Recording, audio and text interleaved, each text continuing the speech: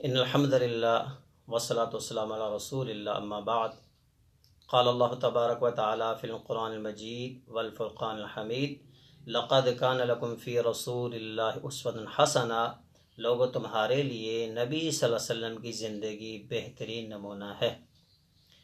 محترم بھائیو، نبی مکرم اپنے ہر خطبہ جمعہ میں ارشاد فرماتے تھے کہ ان خیر الحدیث کتاب اللہ، بہترین بات اللہ کی بات، وخیر الحدی حدی محمد صلی اللہ علیہ وسلم، اور بہترین طریقہ نبی صلی اللہ علیہ وسلم کا طریقہ۔ اور آپ یہ بھی فرماتے تھے کہ کوئی ایسا کام جو تمہیں جنت کے قریب کرے اور کوئی ایسا کام جو تمہیں جہنم سے دور کرے، یعنی نیکی بھی میں نے تمہیں بتا دی ہے اور گناہ بھی میں نے تمہیں بتا دی۔ اب نہ نیکی کا کوئی ایسا کام رہ گیا ہے، نہ گناہ سے ڈرانے والی کوئی ایسی بات رہ گئی ہے جو تم اپنی طرف سے دین میں ایڈ کرو۔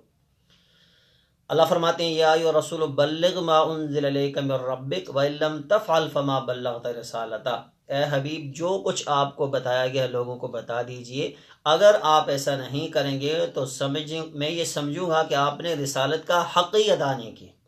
چھوٹی بات نہیں یہ اللہ کریم نے جو بیان کی ہے۔ محترم بھائیو، ہمارے بر صغیر پاک و ہند میں بدعات، خرافات، دین کے اندر نئی نئی چیزوں کا اتنا غلبہ ہے کہ لوگ اصل چیز کو بھول جاتے ہیں، اور اس کے اوپر اتنے دھول مٹی پڑ جاتی ہے کہ لوگوں کے وہم و گمان میں بھی نہیں ہوتا کہ اصل چیز کیا ہے۔ اور پھر جب ان کے سامنے ایسی چیزوں کو ایکسپوز کیا جاتا ہے تو پھر وہ حیران ہوتے ہیں اور کہتے ہیں جی دیکھیں جی، ہم باپ دادا سے یہ کام کرتے آ رہے ہیں، ہمارے آبا و اجداد اس طرح کرتے تھے، ہمارے بزرگ اس طرح کہتے تھے، ہمارے فلاں صاحب اس طرح کہتے ہیں، تو آپ کیسے کہہ سکتے ہیں؟ تو محترم بھائیو، نبی صلی اللہ علیہ وسلم نے دنیا سے جاتے یہ نہیں کہا تھا کہ باپ دادا کو دیکھ کر کام کرنا، بلکہ یہ کہا تھا کہ میں دنیا سے جا رہا ہوں، تمہارے درمیان دو چیزیں چھوڑ کر جا رہا ہوں، اللہ کی کتاب اور اپنی سنت، اس کے اندر جو چیز ہوگی وہی دین ہوگی، اس سے جو باہر ہوگا دین نہیں ہوگا۔ میری مراد مروجہ مہینے کی جو 15ویں رات ہے شعبان المعظم کی، اس کے بارے میں ہمارے برصغیر پاک و ہند میں بڑا اہتمام کیا جاتا ہے، بہت زیادہ قسم کا اہتمام کیا جاتا ہے کہ بندہ حیران ہوتا ہے، سمجھاتا ہے کہ یہی رات ہے جو دین کے لیے، باقی تو کچھ مرتبہ مقام ہی نہیں۔ اور بتایا یہ جاتا ہے کہ یہ وہ رات ہے کہ اللہ کریم کے عرش کے نیچے ایک درخت ہے، اس پر جتنے پتے نکلتے ہیں اتنے لوگ دنیا میں آتے ہیں، اور جتنے پتے گرتے ہیں اتنے بندے دنیا سے چلے جاتے ہیں۔ محترم بھائیو، اس روایت کی کوئی حقیقت نہیں ہے۔ اصل جو رات ہے جس کا مرتبہ مقام ہے وہ 25واں پارہ سورہ دخان کے اندر شروع میں اللہ فرماتے ہیں انا انزلناہ فی لیلۃ مبارکۃ، ہم نے اس قرآن کو برکت والی رات میں نازل کیا۔ اب کامن سینس کی بات ہے کہ برکت والی رات کون سی ہے؟ انا انزلناہ فی لیلۃ القدر، کہ ہم نے اس قرآن کو لیلۃ القدر میں نازل کیا۔ اب اس لیلۃ القدر کی رات میں ہوتا کیا ہے؟ پھر سورہ دخان میں جائیں، فیہا یفرق کل امر حکیم، اس کے اندر اللہ کے ہاں بڑے حکمت والے بڑے بڑے فیصلے کیے جاتے ہیں۔ محدثین مفسرین نے یہ کہا کہ یہ وہ رات ہے لیلۃ القدر کی جس میں آنے اور جانے والے لوگوں کے اور اگلے سال کے انسان کا پورا بجٹ پیش ہوتا ہے۔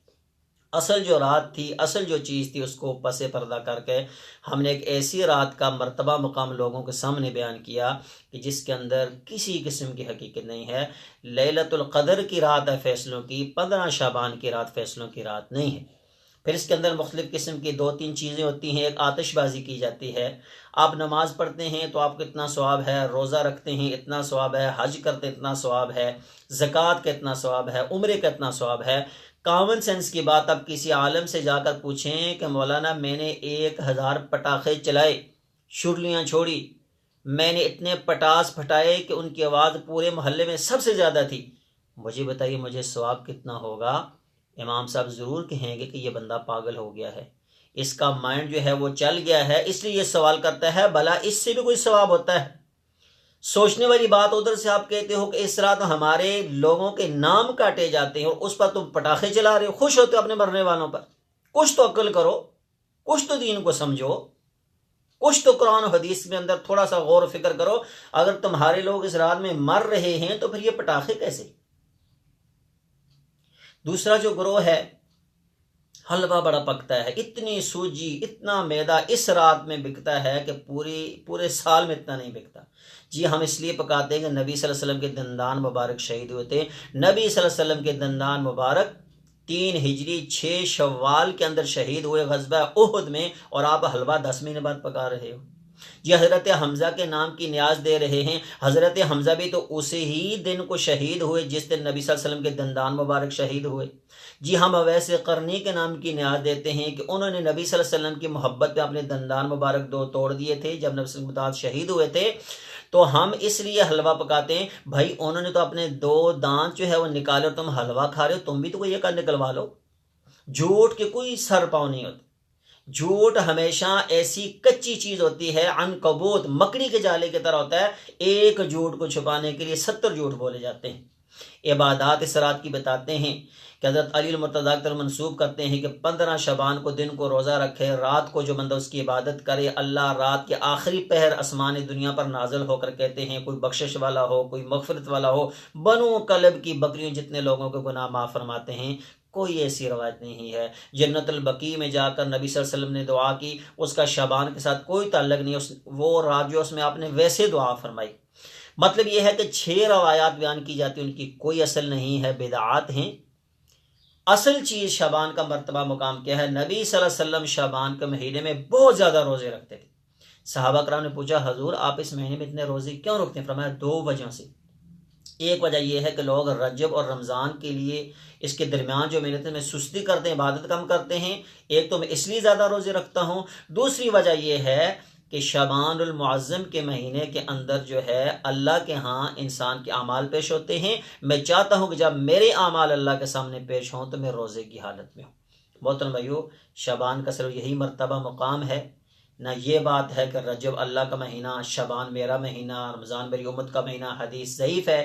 ایسی روایات جو شعبان کی فضیلت میں اور عبادات میں اور حلوے مانڈے کے لیے بیان کی جاتی ہیں، ان کی دین میں اصل نہیں ہے، کیونکہ من عمل عملا لیس علیہ امرنا فہو رد، کوئی ایسا کام جو رسول اللہ صلی اللہ علیہ وسلم نے نہیں کیا، ہمارا مسلمان بھائی اگر اس کو کوئی ثواب سمجھ کر کرے گا تو فرمایا کہ ذل سعیہم فی الحیات الدنیا وہم یحسبون انہم یحسنون صنعا، ان کی یہ دنیا کی کوششیں ضائع ہو جائیں گی، کام تو وہ اچھا سمجھ کر کر رہے ہیں، لیکن محترم بھائی یہ سنت نہیں ہے۔ آپ ایک مرغی ذبح کرتے ہیں، اس کو پڑھتے ہیں یاسین والقرآن الحکیم انک لمن المرسلین، 5 آیتیں نہیں پڑھیں گے مرغی ذبح ہو جائے گی، گردن کٹ جائے گی، لیکن طریقہ رسول اللہ صلی اللہ علیہ وسلم کا نہیں۔ رسول اللہ صلی اللہ علیہ وسلم کا طریقہ یہ ہے کہ چھری چلاتے وقت بسم اللہ اللہ اکبر یا بسم اللہ واللہ اکبر پڑھا کریں۔ اللہ ہمیں رسول اللہ صلی اللہ علیہ وسلم کی سنت پر عمل کرنے کی توفیق عطا فرمائے۔ وما توفیقی الا باللہ، علیہ توکلت و الیہ انیب۔